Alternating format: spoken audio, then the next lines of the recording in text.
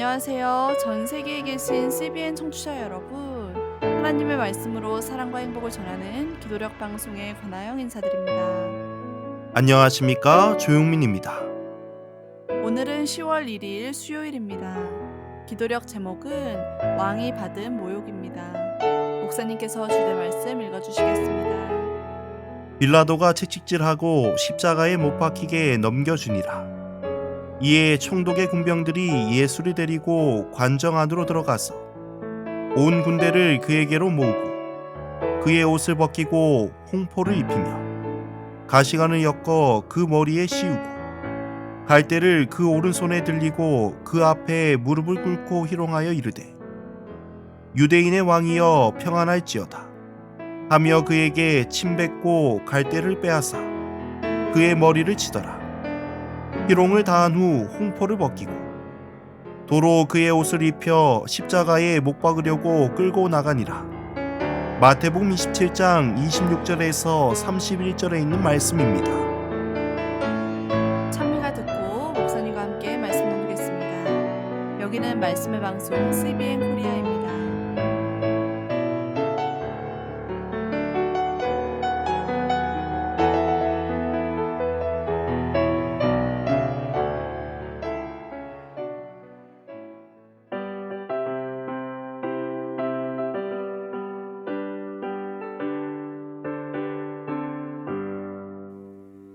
십자가 고난 당한 주 문 앞에 당도하셨네. 착한 자 영접하시러 주 다시 오시네. 문 앞에 우리 주님 문에 서셨네. 오시는 주 문에 당도하셨네.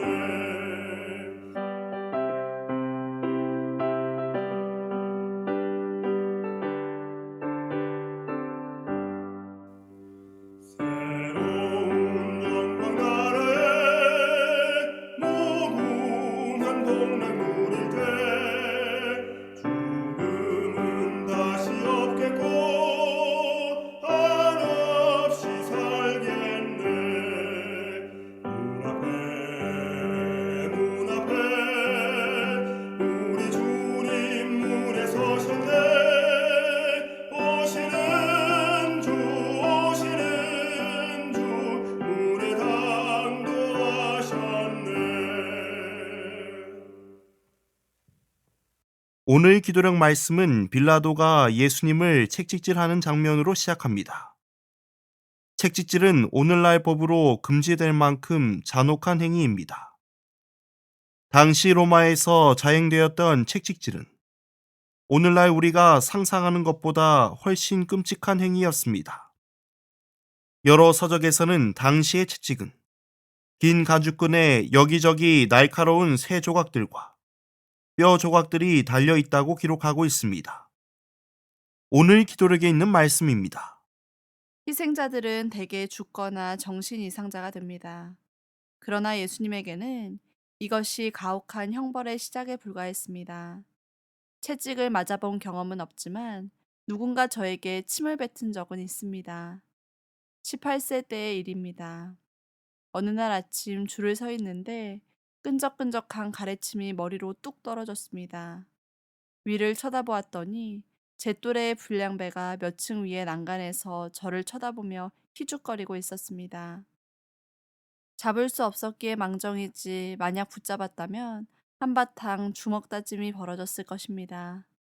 그때처럼 역겹고 치욕스러운 일은 별로 겪어본 적이 없었습니다.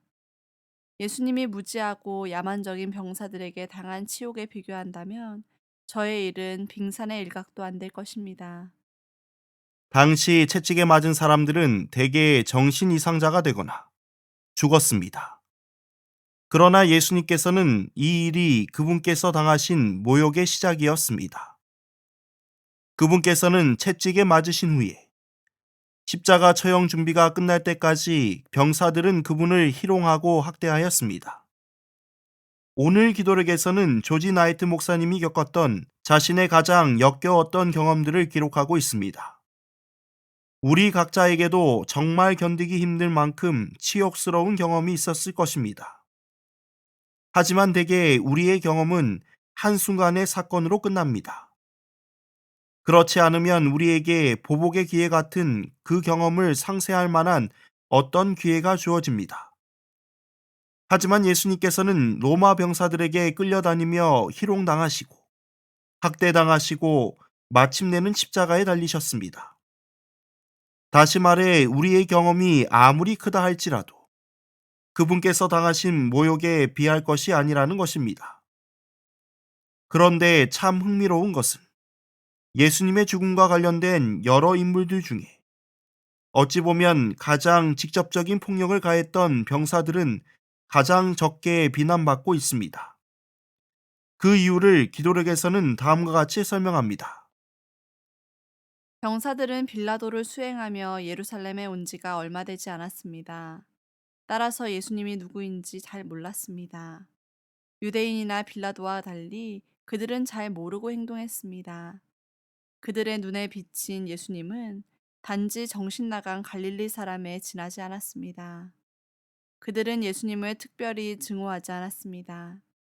그저 병든 세상에서 무지하고 거친 사람들이 통상적으로 행하는 짓을 행했을 뿐입니다.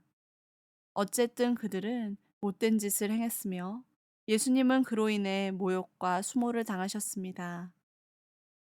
빌라도, 헤롯, 유대 지도자들은 예수님을 잘 알면서 그분의 죽음에 관여하였습니다. 하지만 병사들은 그들과 달랐습니다. 그들은 빌라도를 수행하며 예루살렘에 온 지 얼마 되지 않았습니다. 그래서 그들은 예수님이 누구인지, 어떠한 업적을 가지고 있는지 등 그분에 대해서 잘 몰랐습니다.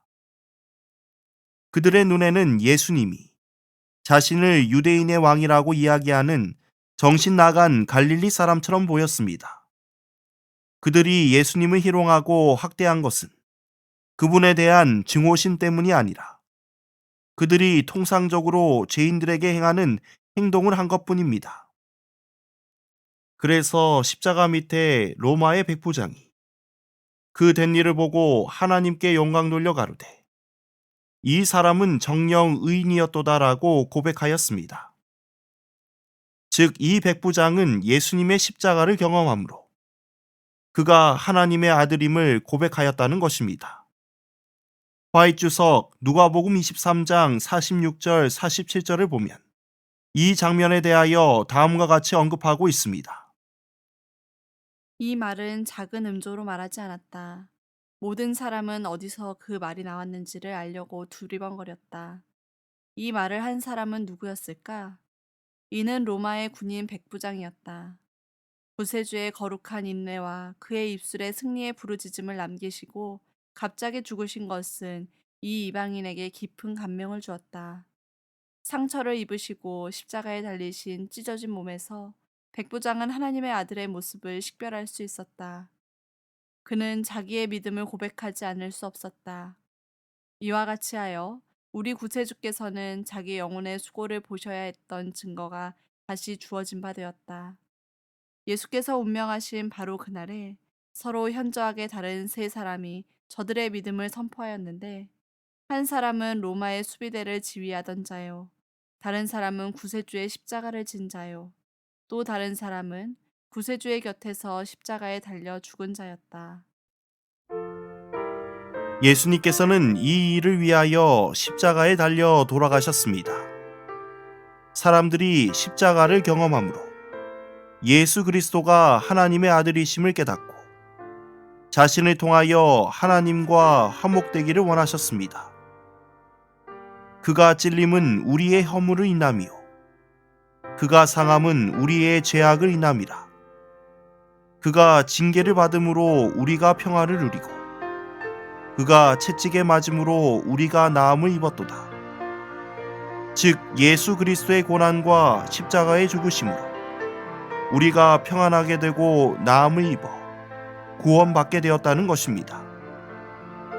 로마 백부장이 예수님의 십자가를 경험하고 예수를 주라 고백하였듯이 우리도 예수님의 십자가의 고난을 보고 그 십자가를 경험하여 그를 주라 고백하여야 할 것입니다.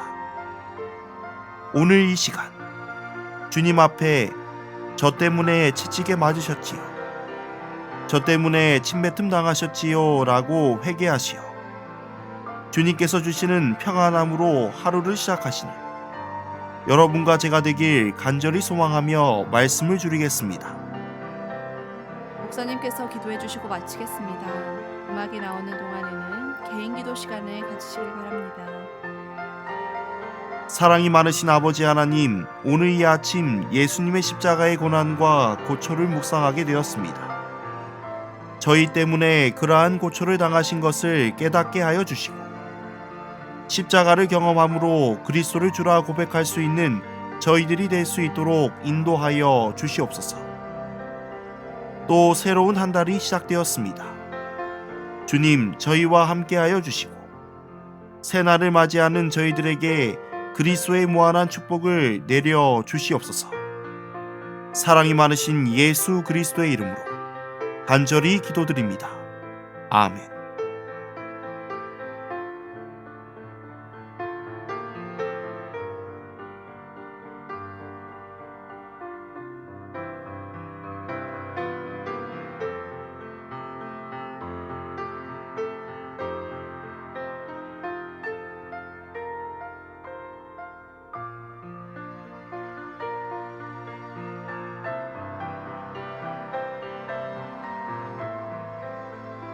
아직 기도력을 잃지 않으신 분들은 기도력 방송을 들으신 후에 꼭 읽어주시면 감사하겠습니다. 말씀 속의 보화를 간직하시는 CBN 청취자 여러분들이 되시길 바랍니다. 감사합니다.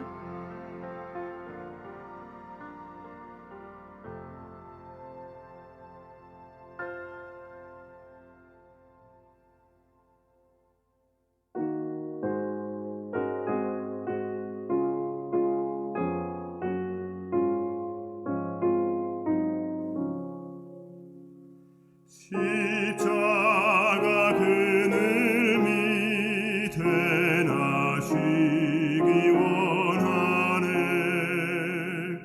저 햇빛이 죄이고 또 짐이 무거워. 이 광야 같은 세상에 늘 방황할 때에 주 십자가 그늘에서 내 쉴 곳 찾았네. 내 눈을 밝히 떠서 저 십자가 볼 때 나 위에 고생 받으신 주 예수 보이네. 그 형상 볼 때 내 맘에 큰 질림 받아서 그 사랑 감당 못하여 눈물만 흘리네.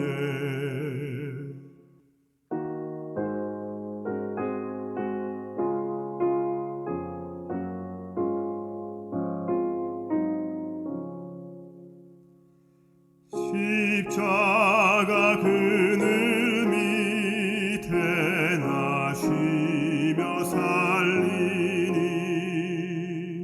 나 바라는 그 광채는 주 얼굴 빛이라. 이 세상 나를 버려도 나 관계없도다. 내